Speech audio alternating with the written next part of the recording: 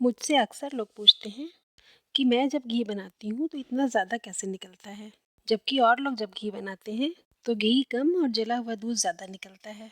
आप ही देखिए, आज मैंने जो घी बनाया है, ये मैंने सिर्फ 10 दिन के 1-1 लीटर दूध की मलाई इकट्ठा की थी और उतनी ही मलाई में इतना ज़्यादा घी निकल आया।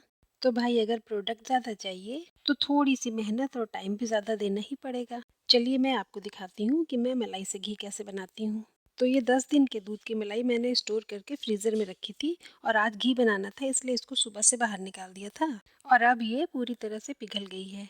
तो सबसे पहले तो आप एक बड़ा सा चम्मच लेकर के इस मलाई को चारों तरफ से स्क्रैप करते हुए अच्छी तरह से मिक्स कर लीजिए और फिर आप इसमें एक छोटा चम्मच चीनी डाल दीजिए। आमतौर पर लोग मलाई से घी बनाने से पहले उसमें थोड़ा सा नमक डालते हैं, लेकिन नमक डालने से बना हुआ घी फिर आपके लिए, व्रत के लिए या पूजा पाठ के लिए बेकार हो जाता है। इसलिए मैंने यहाँ पर थोड़ी सी चीनी डाली है। चीनी डालने के क्या फ़ायदे हैं ये हम आपको अभी आगे चल के बताएंगे। फिलहाल तो आप ये देखिए कि 5-7 मिनट तक चम्मच चलाते चलाते मलाई काफ़ी हल्की हो गई है और इसमें से थोड़ा थोड़ा अलग होता हुआ क्रीम यानी कि मक्खन भी दिखने लगा है। बस आपको इसी तरह चम्मच से ही धीरे धीरे मलाई को फेंटते जाना है। ये काम अक्सर लोग मिक्सी में भी कर लेते हैं, लेकिन मिक्सी के जार इतने बड़े नहीं होते हैं कि उसमें स्टोर की हुई सारी मलाई आप एक बार में डाल सकें। और चम्मच से फेंटने में देखिए थोड़ा टाइम और थोड़ी मेहनत तो लगती है, लेकिन कितनी जल्दी पूरे एक भगोने मलाई से ये मक्खन अलग हो गया और जो मलाई के साथ साथ थोड़ा बहुत दूध भी निकल आता है वो दूध भी अलग हो गया। वो कहावत होती है ना, दूध का दूध और पानी का पानी, वो आप साक्षात यहाँ पर देख सकते हैं। हाँ, यहाँ पर एक बात ध्यान देने वाली है कि ठंड के दिनों में अगर क्रीम जल्दी ना निकल रही हो तो आप मलाई के बर्तन में 1 कप गर्म पानी डाल दीजिए और गर्मी के दिनों में अगर क्रीम ना निकल रही हो तो उसमें ठंडा पानी डाल दीजिए। बस इसी तरह क्रीम और दूध और पानी सब बिल्कुल अलग अलग हो जाएंगे। अब मैंने इस बड़े बोल में ठंडा पानी लिया है और ये जो मलाई में से मक्खन अलग हुआ है, ये सारा का सारा इस ठंडे पानी में डालकर हमें इसको अच्छी तरह से धोना है, ताकि इसमें जो थोड़ा बहुत दूध लगा हुआ है वो भी धुल जाए। और जब हम इससे घी बनाएंगे तो वो जो लास्ट में जला हुआ दूध बचता है वो बहुत ही कम निकलेगा। अच्छा, आप किस तरह से मलाई स्टोर करते हैं या मलाई से जब घी बनाते हैं तो क्या प्रोसेस करते हैं, ये आप मुझे कमेंट करके बताइए। हो सकता है जिस टेक्निक से मैं घी बना रही हूँ वो अच्छी ना हो और आप वाली टेक्निक ज़्यादा अच्छी होगी तो मैं अपने में सुधार कर लूँगी। और ये देखिए, सारी क्रीम निकल जाने के बाद ये जो दूध बचा है इसको ज़रा आप एक चम्मच चख कर देखिएगा। मलाई फ्रीज़र में रखी थी ना, इसलिए इसके टेस्ट में बिल्कुल भी बदलाव नहीं आया है, बिल्कुल ताज़े दूध के जैसा टेस्ट कर रहा है।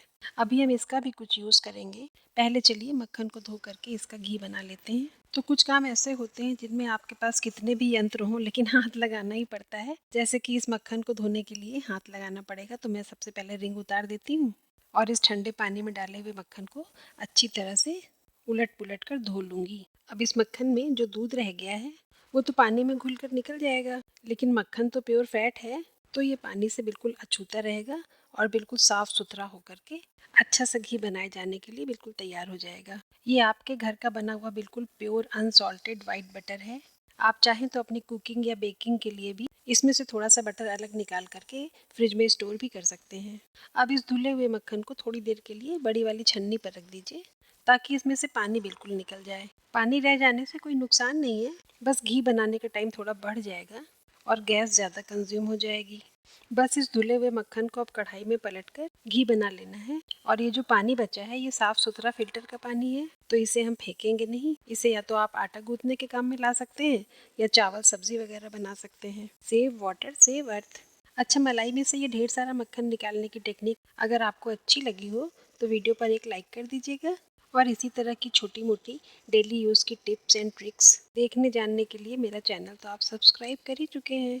नहीं किया है तो आप कर लीजिए, क्या ही बुरा है। और गैस ऑन करके उस पर ये मक्खन वाली कढ़ाई रख दीजिए। फिलहाल फ्लेम को हाई ही रहने दीजिए और मक्खन को पूरा पिघल जाने दीजिए। जब मक्खन पूरा पिघल जाएगा तब इसमें उबाल आना शुरू हो जाएगा।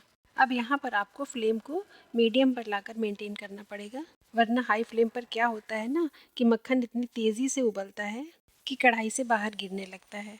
तो आप फ्लेम को ऐसी जगह पर सेट कर दीजिए जहाँ पर पिघला हुआ मक्खन सिर्फ बॉयल होता रहे और अपनी जगह से ऊपर ना उठे। मक्खन पिघल जाने के मुश्किल से 10 मिनट के अंदर में आप देखिएगा कि बॉयल होते हुए मक्खन के बीच बीच में से आपको घी दिखने लगेगा। आप यहाँ पर देख सकते हैं कि मक्खन में जो थोड़ा बहुत दूध था वो नीचे सेटल होने लगा है और जो घी था वो उठ करके ऊपर आने लगा है। यहाँ पर आपकी कढ़ाई भले ही नॉन स्टिक हो, लेकिन फिर भी आप इसको स्पैचुला से लगातार चलाते रहिएगा, वरना ये जो दूध है ना ये नीचे जम करके जलने लगेगा और फिर घी में जला जला सा टेस्ट आएगा। तो अब आप फ्लेम को मीडियम टू हाई ही रहने दीजिएगा और कढ़ाई के इस पूरे पिघले हुए कंटेंट को स्पैचुला से चलाते रहिए। 2-4 मिनट और लगेंगे। और जो हमने शुरू में मलाई में चीनी डाली थी वो यहाँ पर काम आती है। जब हम मलाई में चीनी या नमक कुछ नहीं डालते हैं तो घी बनने के दौरान मलाई से इतने गरम गरम छींटे उड़ते हैं कि वो आपके हाथ पर गिर गिर कर लगातार हाथ को जलाते हैं और आसपास की जगह को भी बिल्कुल गंदा कर देते हैं। और यहाँ पर आप देख सकते हैं कि घी बनकर तैयार हो गया, लेकिन चारों तरफ कहीं भी कोई छींटा नहीं दिख रहा है। अब यहाँ पर आपको एक बड़ी ही खास बात पहचाननी है कि जैसे ही बने हुए घी के ऊपर आपको झाग दिखने लगे, आप तुरंत फ्लेम को ऑफ कर दीजिए, वरना इस झाग के ऊपर से घी बहने लगेगा और ऐसा बहेगा कि फिर आपके कंट्रोल में नहीं आएगा। अगर कभी ऐसी सिचुएशन आ भी जाए तो फ्लेम ऑफ करके जिस तरह मैं गोल गोल स्पैचुला घुमा रही हूँ ऐसे ही बहुत तेज स्पीड में करिए तो बहता हुआ झाग बिल्कुल रुक जाएगा और स्थिति आपके नियंत्रण में आ जाएगी। अच्छा, ये झाग नियंत्रण वाली टिप आपको कैसी लगी? अगर अच्छी लगी हो तो वीडियो को शेयर भी कर दीजिएगा ताकि बहुत से लोगों को इसका फायदा मिल सके। और ये रहा मलाई में से निकला हुआ दूध। तो आप देखिए कि मैं अब इसका क्या करने वाली हूँ। वैसे तो ये बिल्कुल शुद्ध दूध है, आप चाहें तो इससे खीर या सेवई भी बना सकते हैं, लेकिन चूंकि इसमें फैट कंटेंट नहीं है इसलिए वो मज़ा नहीं आएगा। तो इसको हम फाड़ के इसका पनीर बना लेते हैं। ये मैंने कुछ दिनों पहले ताज़े दूध को फाड़कर पनीर बनाया था, तो उस फटे हुए दूध का पानी रखा हुआ है। तो ये मलाई से निकले वाले दूध को बॉयल करके उसमें मैं यही फटे दूध का पानी डाल करके इस दूध को फाड़ूंगी। फटे हुए दूध के पानी से दूध फाड़ने पर जो छेना या पनीर बनता है वो बहुत ही सॉफ्ट बनता है। और उसका जो पानी बचता है ना वो मैं ज़रूर स्टोर करके रख लेती हूँ। वो या तो फिर से पनीर बनाने के काम में आ जाता है या 2-3 दिन तक अगर नहीं यूज़ हुआ तो फिर मैं उससे आटा गूंथ कर उसकी रोटी बना लेती हूँ।